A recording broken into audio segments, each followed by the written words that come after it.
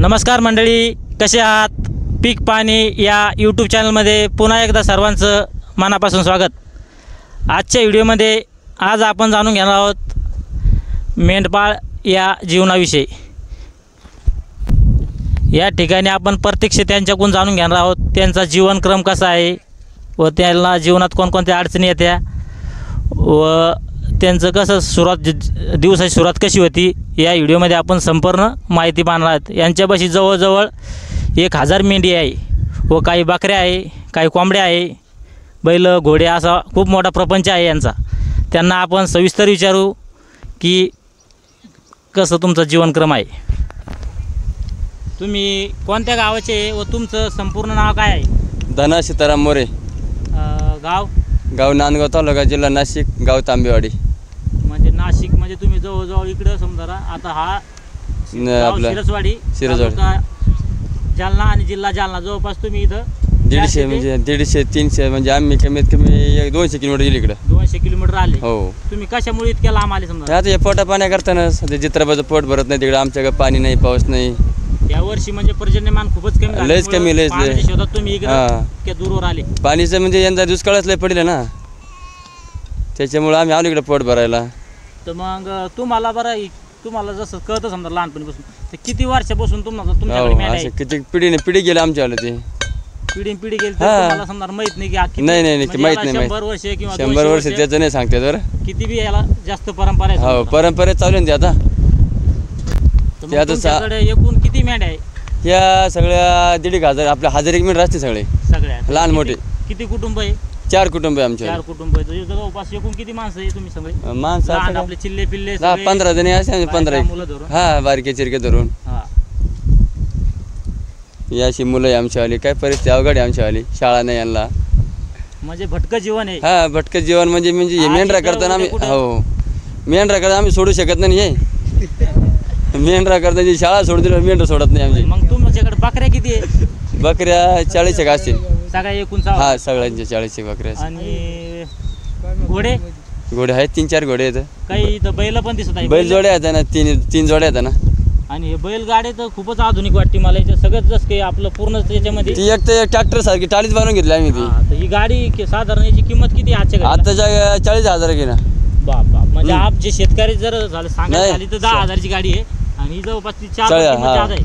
म्हणजे तिच्यामध्ये मग सॉफ्टवेअर बसतं ना आमचा बारदाना सगळा. म्हणजे तुमचा सगळा प्रपंच आमचं ते म्हणजे बंगलाचे ते. आपण जसं म्हणतो विचारचं बिराड पायठाशी, तसं तुमचं हे समजा विचारचं बिराड पाठवायचे आमच्या. कधी निघू शकतो आम्ही मिळून. तर मग तुमची आता सकाळची सुरुवात कशी होती?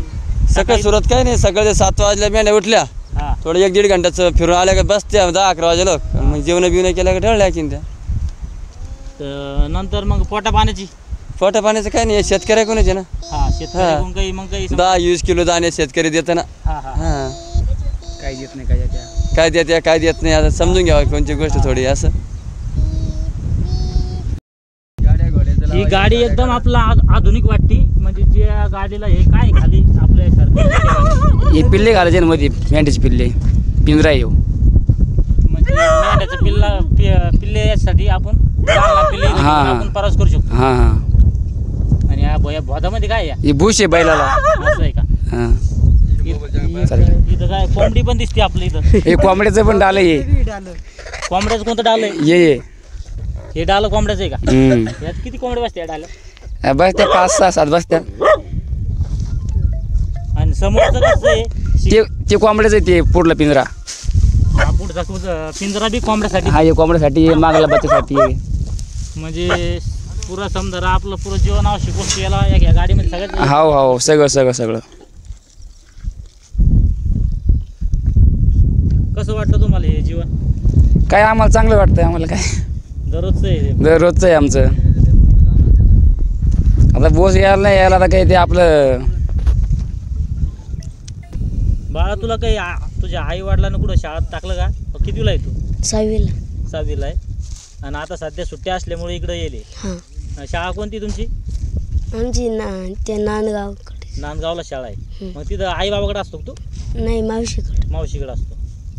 आणि भैया तू रे, तुझं काय शिक्षण झालं? माझं काही नाही शिक्षण झालं. तू शाळेत जात नाही? आई वडिला सोबत राहतो इथं हा मेंढ्या पाळायला. कुत्रे हे अनोळखी माणसाला जरा जास्तच परेशान करते. आपण बऱ्याच वेळेस गाई म्हशीचं दूध काढताना बघितलं, पण बकऱ्याचं बघितलं, पण मेंढीचं दूध आपण कधी काढताना बघितलं नाही. आपण आता प्रत्यक्ष बघूया असे काढते मेंढीचं दूध कसं काढते. असे काढते व ही कितव्यानं जणलेली ही मेंढी?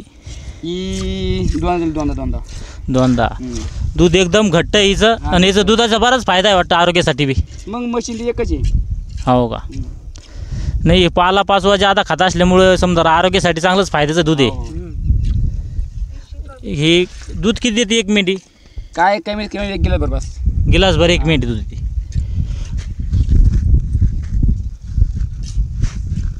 एकदम असं दूध बघा, एकदम असं घट्ट दूध आहे मेंढीचं.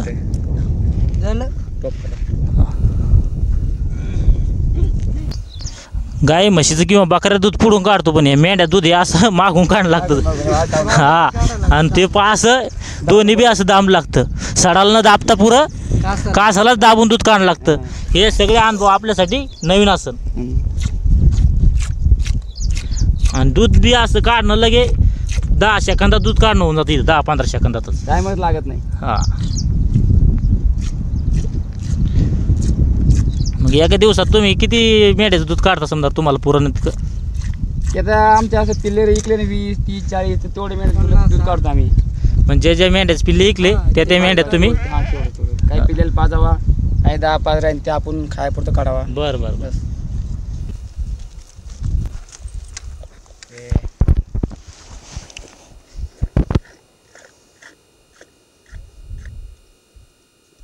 बोलतात काही? काही नाही बोलायचं.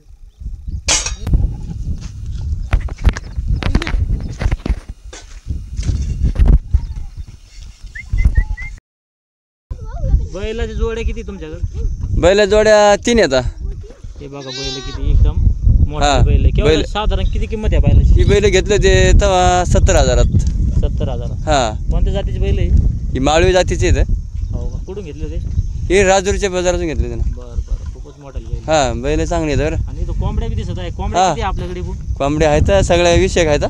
20 कोंबड्या हा, सगळ्या मिळून. ठीक आहे, मिळून समजा. हा हा, ठीक आहे. कोंबड्या बिंबड्या आहेत सगळं आहे. बाळा, तुपलं नाव सांग पूर्ण. शंकर धनामोले आणि कितवीला आहे बाळा तू? दुसरीत. दुसरीला आहे का? नांदगावला. बरं. आणि तुझे भाऊ हे छोटा आहे का? तो बी शाळात आहे का? सांग ना किती भाव येतो ती? किती भाऊ आहे तुम्ही? दोन्ही. 2 भाऊ आहेत तू, आणि एक तुझी बहीण एक ती. हा बरं बरं बरं. बहिणी किती बाळा तुला? 3. आता हे छोटं मेंढरू जवळपास किती महिन्याचं आहे? हे एखादा महिन्याचं आहे ते. 1 महिन्याची. केवढं लिगन ते साधारण? हे आता लय 1000 रुपये आहे ते. 1000-1500 रुपयाचं. हा हा, 1 महिन्याचं ना? हा, एका महिन्यात. तर त्यापेक्षा थोडं मोठं असलं तर त्याच्या 4-5 आम्ही महिन्याचं. 4-5 महिन्यात जातो पिलो 4000 5000. 4-5 हजार. हा, वजन पाहून राहतं त्याच्या वजनावर वजनावर राहतं. जातं समजा. हा, वजन. जे मोठी एकदम पूर्ण वाढेल मेंढी असं समजा ती जी गाभण मेंढी गाभण मेंढी 8-9 हजार पर्यंत जाते. जशी अशी मोठी. हा हा, 8-9 हजार रुपये. 8-9 हजार रुपये. हम्म. बरं, या तुमचे मिक्स मेंढ्या तुम्हाला कशी ओळखू आते बरं? कवा कसे तुम्ही समजा? ती ओळखायचं म्हणल्यावर ते आम्हाला पहिल्यापासून म्हणजे हिंदणी राहते त्यांना कानाला. कानाला कुठं अशी? हा, ती हिंदणी आहे. कानाला इंधनी लावली, कारण की इथं 14 मेंढ्या एकत्र आहे. हा. जवळपास 1000 मेंढ्या आहे, त्यामुळे या कानाच्या इंधनी. हा, कानाच्या हिंदणीमुळे ओळखू येत्या. आणि नसले बी तर कलर बी ओळखू शकतो आम्ही. हा हा, म्हणजे तुमची एकदम नजर मरेल त्याच्यामध्ये. हा, त्याच्यामध्ये. आणि ते एवढ्या मेंढ्यातून एकत्र झाले तरी आमच्या निवडून काढतो आम्ही. बरं बरं. आणि त्या बी थांबत नाही एकखाटी. हा हा. असं त्यांचे म्हणजे पहिल्यापासूनच ती सवय त्यांची वेगळी. बरं, मग हे वर्षाकाठी तुमच्या समजा कितीचा उलाढाल होती हिची? म्हणजे एका वर्षात एका वर्षात तुमच्या स्वतःची मेंढ्या सांगा एकट्याची किती आहे? आपले ह्याचे स्वतःचे का? 60-70 मेंढर आहे आपल्यावाली. मेंढर आणि मेंढ्या?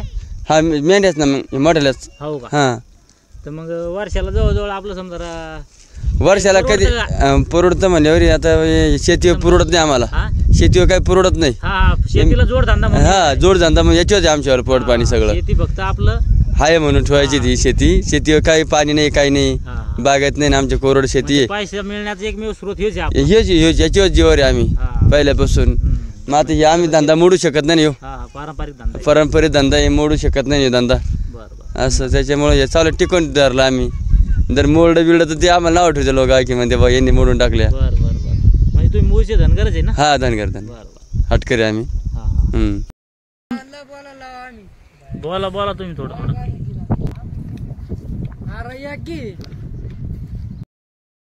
तर बाबा आता ह्या मेंढ्या इतक्या मोठ्या मेंढ्या आहे तर तुम्हाला समजा आता आपल्या एखाद्या घरी पाहुणे 2-4 दिवस आले तर आपली इतकी परेशानी होती, पण तुम्ही इतक्या मेंढ्या असं एकदम व्यवस्थितपणे सांभाळतात. पण असं तुम्हाला वर्षातून 12 महिन्यातून असं वाटतं की मायला ह्या मेंढ्या नसायला पाहिजे, लय परेशानी होती आपली, असे कोणता तुम्हाला दिवस कठीण जाते समजा? ज्या टायमाला हाल होती त्या टायमाला आमची परिस्थिती लय अवघड होती, त्या टायमाला आम्हाला सुद्धा लय बरं वाटतं का याला नाहीच पाहिजे करत, विकून टाकावं असं वाटतं. बरं मग ते नंतर चारा पाणी असलं की थोडं बरं वाटतं आम्हाला.